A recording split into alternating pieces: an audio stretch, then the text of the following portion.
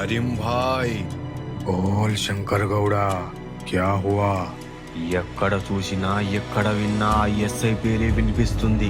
ఇప్పటికే సగం ఫ్యాక్టరీలు మూసేశాడు. మన వాళ్ళందరినీ టార్గెట్ చేసి మరీ కొడుతున్నాడు.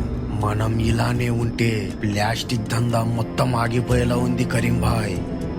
ఏం చేద్దామంటావు గౌడా? ఇక చేసేదేమీ లేదు, అన్నకు చెప్పడమే. మన సిండికేట్ లో ఉన్న అందరినీ తీసుకొచ్చేయి. అన్న దగ్గరకు వెళ్తున్నాం.